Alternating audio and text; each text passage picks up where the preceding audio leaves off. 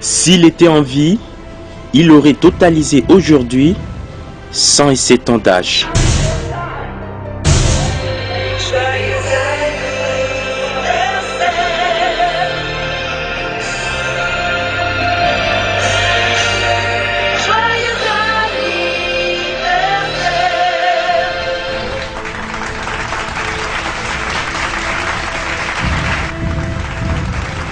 William Branham, fils de Charles et Ella Branham, est né dans le comté de Cumberland à Kentucky.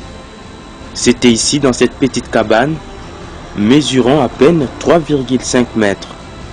Le matin du 6 avril 1909, peu avant l'aurore, nous sommes un mardi.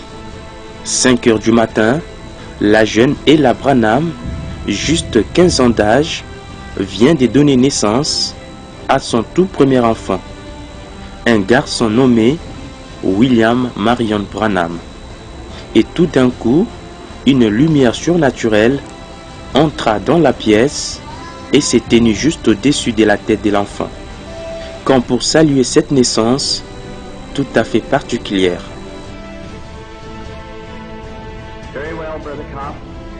Je suis né dans l'est du Kentucky, dans une cabane en rondin.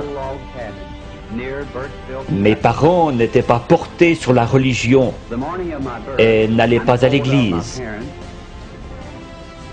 Mais ils ont dit qu'au moment de ma naissance, une lumière est entrée dans la chambre et s'est tenue au-dessus de moi.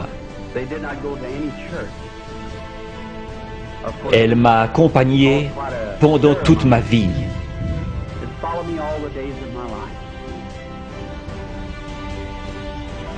Et pour confirmer ces phénomènes exceptionnels, en dehors de la colonne de feu, dans le ciel ces jours-là, les étoiles se sont croisées et non loin vers la fenêtre de la petite cabane, ces petits oiseaux, rouge-gorge, est venu se poser juste à côté d'un buisson, chantant de toutes ses forces.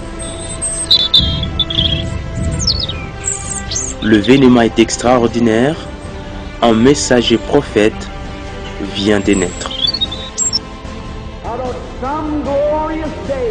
Aujourd'hui, plus de 100 ans après, quelques prédicateurs se rappellent de ces grands dons envoyés par Dieu dans ces temps de la fin. Nous avons l'intérêt à penser à ce jour-là que Dieu a visité l'âge de la Odyssée au travers d'un homme appelé William Marion Branham. Nous sommes tout simplement reconnaissants de ce que Dieu a envoyé un grand don sur la terre, de façon que même au ciel, il y a une constellation des étoiles. Et nous reconnaissons quand même que Dieu nous a envoyé un grand prophète. Et nous qui avons la vérité, nous qui avons le message, nous en profitons pour proclamer ce message. Loin d'en faire une date officielle de commémoration, le 6 avril continue à marquer les mémoires et la naissance d'Élie le prophète de Malachie 4 restera un événement inoubliable de l'histoire.